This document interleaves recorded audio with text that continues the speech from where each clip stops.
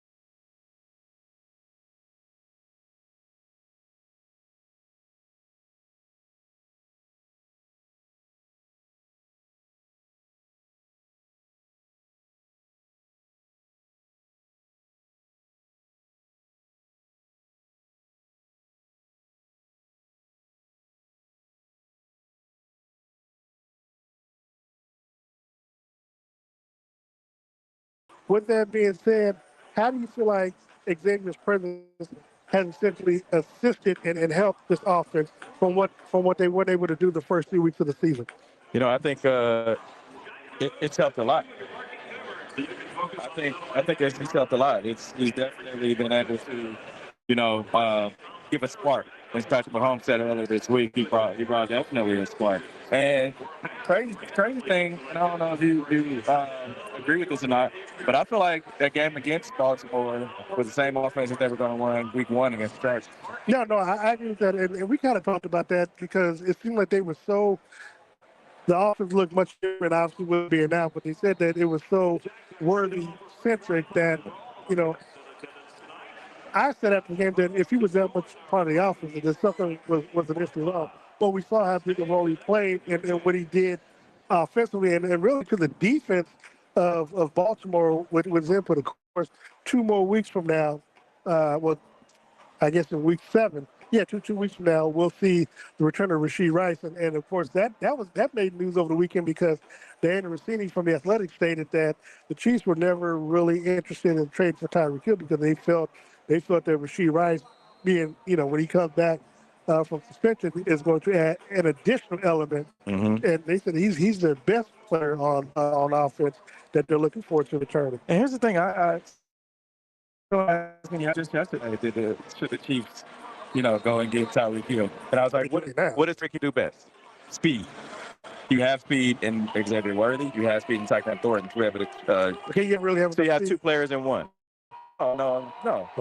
But my point is like you said, you really don't need them. I mean, you won a game against Baltimore now. I think Baltimore is just kind of getting beat up by everybody. But your offense definitely looks faster and much smoother with Xavier Worthy on the field. In tonight's game, of course, for Jacksonville, They have, of course, Trevor Lawrence, who's the number one pick a few years ago. And, of course, they also have the number two player, in Travis Hunter, who plays both ways for them. But what do you expect from Hunter in tonight's game? You know what? I don't think offensively. I'm gonna start with Travis Hunter. Offensively and defensively, I think he's gotta be good at both. Yeah. Like, be good at one or the other. Like, you're not gonna be a superstar on both sides of the ball, right? As a rookie, you're not. Offensively, I think he'll be fine because that's like Rod Knight. But defensively, we talked about the receivers that you have. Yeah. You're gonna have to guard some guys that are pretty good. So that being said, I feel like he's not going to be a factor, but Trevor Lawrence is playing good. And in that running game for Jacksonville. Now, Travis Etienne has been kind of, I don't want to say inconsistent. I think it's more of the offensive play call, but I think now they're feeling how to use him. He played well last week. But also, I think the one player offensively that Chiefs need to watch out for is Brian Robinson. Mm-hmm. He really hasn't had that standout game, but I can see him on the outside along, as a number one receiver, having a decent game tonight if the Chiefs especially aren't careful and just trying to focus on stopping ETN. Yes, it's going to be interesting, but we talked about it. This defense, if you look at the defense week 1 to right now in week 5, night and day. Yeah, especially on that back end, man. I know we mentioned it a little bit earlier in the season. It's like, you don't have Justin Reed. However, now it's looking like these guys are being more comfortable in their position and everybody's knowing their role. So once you do and understand your role, and that's on any team, once you understand your role, everything starts clicking and it fits like a puzzle piece. Pregame Chief Sheet, Darren Smith along with Steve Walls here inside EverBank Stadium. Now, Steve, when you take a look at the stadium right now, a lot of people, just to kind of give you a layout of what you see here, there's a lot of Chiefs fans down here in a lot of red jerseys filtered along the stadium. Are you surprised by how many Chiefs fans are actually here at tonight's game? It's Florida, man. It's Florida.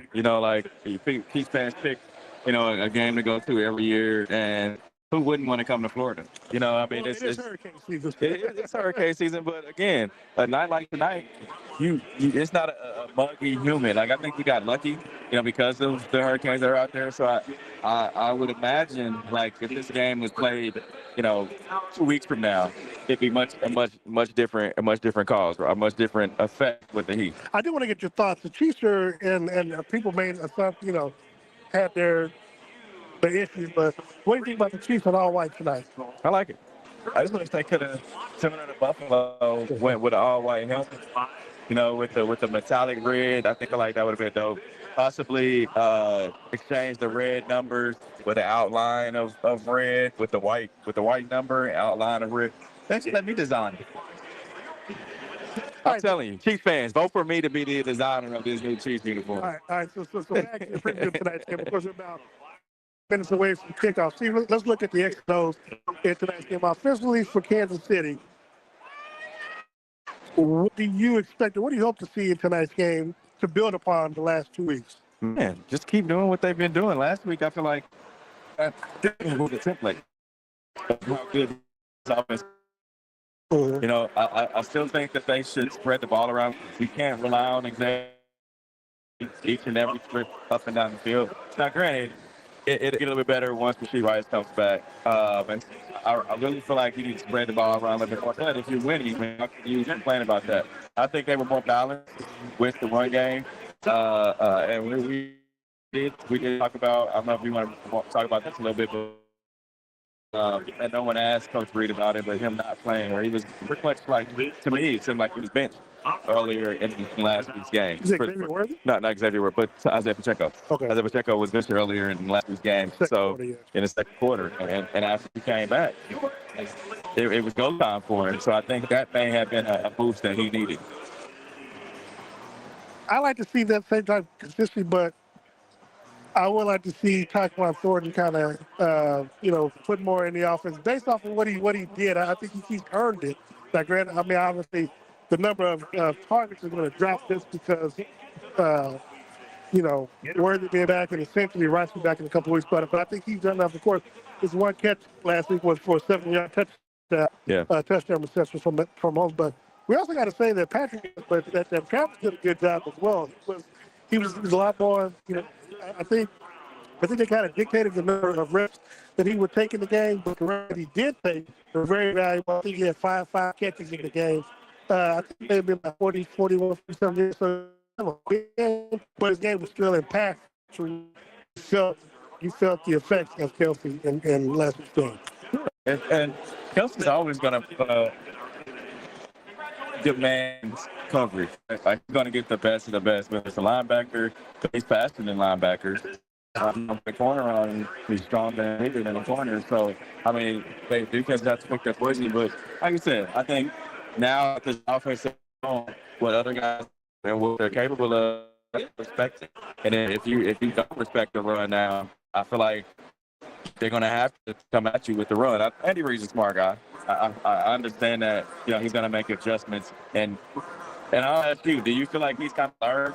I don't know if Andy is kind of stuck in his ways because of, he's been doing it for years. But, like, do you think he's learned, like, hey, you got to have a more balanced attack? No. Okay. I think it was I think it's a one-off because once he gets Rasheed back, you're going to see them be more pass-heavy. I mean, and look, and I understand why, but you can't get into a second and one, third and one situation and drop back and throw the pass. Just get the first down. Look, there's nothing against the NFL rule book that says you can't get a first down on second and one or even third and one and risk throwing the football. That says you can't do that. So I don't. And look, and I mean that respect. I just think that he's just who he is. And I think sometimes you just have to be forced into that situation. Which last week he wasn't forced, but they did make a concerted effort to run the football. I will say this though. So based off of what we saw last week, and I know we talked about on the Red Eye and a little bit post game last week when we came early. Do we give the Chiefs any more outside of Indy, which we're not going to let that happen, but do we give them any more grace or excuses for the offense to now look like it did last week? No, I think we talked about it last week. This is who you knew you were going to have. This is who you're going to have. That's what they talked about in the preseason and the off-season training camp. They talked about going down the field more, talked about being more explosive. Yeah. And granted, now, I get it, what I'm saying, with Worthy being out for a few weeks and now he's back. And, of course, they knew they were going to be without Rasheed Rice for extended time. So, again, I'm just wondering, so no grace is given from here on out? No grace is given because this is who you knew week one, preseason. You knew Rasheed Rice was going to be suspended at some point. These are the guys that you were going to go to war with. So now that they're here, this is what you got to do with. And I do believe, they had other opportunities to get some free agents or what have you. But this is who you're rocking with. One of the things, Steve, that looking forward to and want to get your thoughts on is the running back situation. Brashard Smith had a good game last week, but also going back to Isaiah Pacheco, there's been, of course, some issues that we've seen in the last few games where, his pass catching, along with kind of running in the blocks instead of an open hole. Yeah. Do you think he has learned?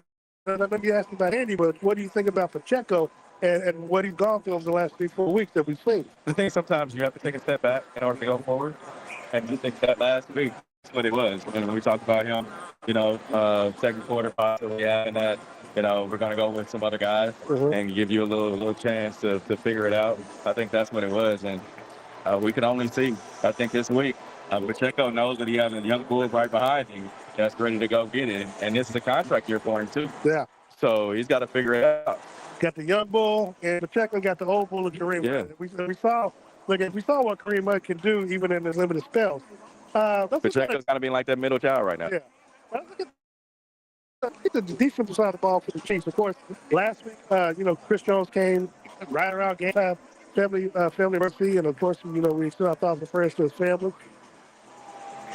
Can they continue to build off of their performance in New York and then even last week? Because last week, Derrick Henry was a non-factor. They ended up essentially forcing Lamar Jackson to quit. Granted, they said he had an injury, but he kind of looked like he forced him to quit the game. Can they still continue to carry over against the young upstart Jackson, who should be more improved just based off of the talent alone and some of the picks that they had that's contributing right away. If I'm Spag, I'm playing just like the way that I played against Baltimore and the same way I played against Philly. I think you stop the run and you let Trevor Lawrence beat you with his arm. Now, can Trevor Lawrence do it? I feel like he can. However, you've been playing well enough on your back end to be able to, have your guys out front, get after the quarterback, and make Trevor Lawrence make some stupid mistakes. And I think that's what you got to do. You watch how they did left on Lamar Jackson last week. Yeah. And people will say, oh, well, Lamar didn't have all his weapons, the tackle was out, all that. But they still got after him. Chris Jones demands a lot of attention. He's going to get the double team, so that leaves other guys, Omar Norman Lott. It leaves him open to be able to get after the quarterback. We haven't heard a lot from Derek Nottie. I think this may be a game where Derek Nottie gets after the defensive tackle. Okay, I like that. And look, and Trent has taken on the responsibility of being the number one guy, and they're taking on the number one, wide receiver. So I'm looking to see what he does tonight against Brian Thomas. I said Brian Ross earlier, so I'm sorry. Brian Thomas in tonight's game, because the thing, again, he hasn't had really a breakout game this season, so I expect him to try to focus on himself, because I don't think people really respect Trent's cover skills, but they're gonna find out tonight. Yeah, I mean, he's one of the top corners in the league for a reason, and Trent is on a contract here. So a lot of people don't talk about that, but Trent is definitely on a contract here. So I think they picked up his fifth-year option, though. He. Here's the thing about it. Another thing about Trent is he hasn't made All-Pro, and he's been always left on the outside looking in. So I think made the Pro Bowl. He's made All-Pro. Second team. He hasn't made first team All-Pro. He made first team. I think second. He made it as like a fifth corner, but yeah, I give it. As one of the top corners in the. He's undeniably first team All-Pro. Yeah. And granted, first couple of years we had Darius Sneed there, so there was no question about that. Yeah, right. But last year I feel like he should have been undeniably first team All-Pro. Agreed. And look, it's the same people from the Chiefs: Creed, Chris Jones, Patrick usually. So Travis. So yeah. So this would be a good year, especially if the Chiefs' defense continue to improve. And and I think what he has to do is continue to have games like he's had the last couple of weeks. Because again, Wandale Robinson and Malik Neighbors, they didn't have an impact in New York. Of course, Flowers, didn't do too much last week either. So that's very important. You got a comment? When are our score predictions? Wants to know our score predictions. Oh, we get to that. We'll get to that in just a second. But I do want to ask you, Steve, X factor for tonight's game offensively for Kansas City. Man, I think it's going to be Patrick Mahomes. The reason why I say that is because it's a primetime game, right? Patrick's supposed to show up in these primetime games. So that being said, I really believe that he has to come up and show why he's still Showtime on. He kind of threw me off with that one. I wasn't expecting that one. Who do you think I was going to say? Well, you know we just said Patrick, I guess I was smash. I'm going to go with Travis Kelce. Because here's the thing. We don't know the severity or non-severity of this ankle injury with Xavier Worthy. So I don't know if the Chiefs, try to double down what they did last week with Worthy or allow other players. Now, Kelce, of course, is big in primetime games, but he hasn't really stand that game. I think he had the touchdown in Brazil. Yeah. But he really, the other games really had so much that you can say, okay, he still got it. So I think in tonight's game, he shows. Yeah. Oh yeah, we see touchdown over there. But I think Kelce has a big game in tonight's matchup against the Jaguars, and shows that he's still one of the best, if not the best, tight end in the game. Yeah, I 100% agree. I think his birthday was Saturday. That's so what I'm saying? And look, yesterday was tight end touchdown that somebody's got to be to us. So perhaps he gets a touchdown in tonight's game. Let's look at on the defense side of football. Who's your X factor on defense? Oh man, I'm gonna go with this linebacking crew as a whole. I think if you're gonna get after the quarterback, you got to make sure that Trevor Lawrence is not going to get out and use his legs and run the ball. We saw the linebackers, guard a top-tier tight end last week out in space, right? End up coming up with an interception that I feel like was the turning point in the game. So I think I'm gonna go with this linebacking crew. I'm gonna surprise you with this one. I'm not even gonna go with a group. I'm gonna go with a particular person. Okay. Joe. Okay. The reason why, look, we go back to training camp. Chris Jones kind of called him out. Now I don't know if he called him out in a good way or trying to make a point. But you signed that big contract, and a lot of people over the last few weeks have been trying to figure out, have been saying things about George online, like, bro, you might be overpaid. Brett Veach made a mistake. I think we saw what Chris Jones did last week. Chris Jones is gonna be Chris Jones. Right. But Chris Jones also needs a dance partner. I can't say we've seen that from George. How often do you see that? I mean, we really haven't. Now, granted, they've been getting after the quarterback. However, if they scored home runs or not, I don't. I think the pressure has been there. I really do. I think that they've affected the quarterback enough to help the back end, which has been the whole point of the whole thing. So I can't really say that he's been a non-factor. I can't really say that. He's been a non-factor, but I think the last few years he's gotten his Canton that sack. Okay. Oh no. Long season. Yeah. It's only week 5. Okay. Let's talk with 10. But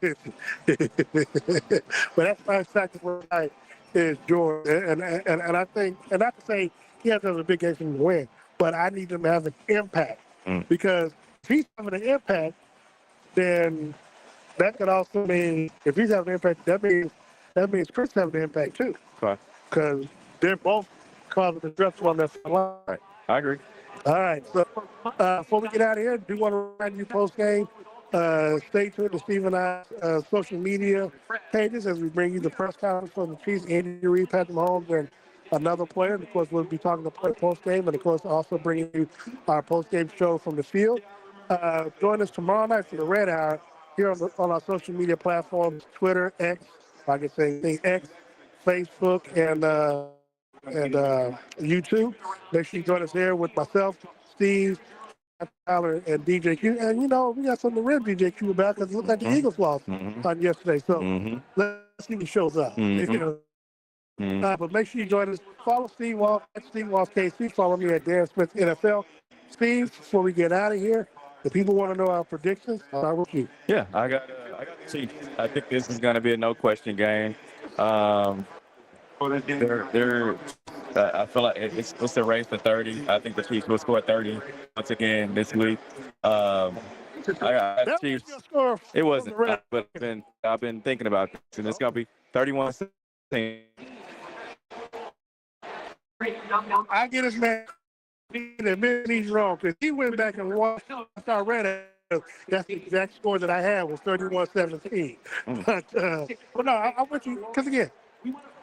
Well, I'm about to say 35. But this thing, the Chiefs, to me, don't have any more excuses. And one thing we didn't talk about was special teams. And people talking about Bucker missing a 56-yard kick before half. My thing is simple. If the offense is what it's supposed to be doing, Bucker shouldn't be kicking 50-plus yard field goals unless it's the end of the half. And perhaps in the ball game, but it shouldn't be that close if that's the case. Okay. If this offense looks like it's supposed to be looking, we shouldn't see Harrison Butker kicking any long field goals, any 50-plus yard field goals, because the offense should be too creative, too powerful to be having to stop, to kick a long distance field goal. So that means I got 35. I'm going to score 35-17 Kansas City. I don't think it's going to be that many points scored on Jacksonville's side unless it's something late in the ball game. But I do think Kansas City, they probably win the coin toss. They'll score prior to half, and then come out and score at the start of the second half and put a 3 touchdown lead ahead of Jacksonville. But it happened. I don't know what the weather's going to be like throughout the game. So weather precluding, I think that Kansas City wins this game in a blowout. All right, before we get out, Steve, make sure you do it the next 3 weeks.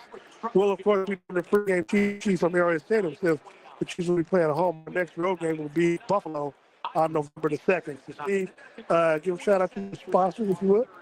Shout out to friends over at Billy's on the Road. Go talk to my guy Herman. Herman takes care of you.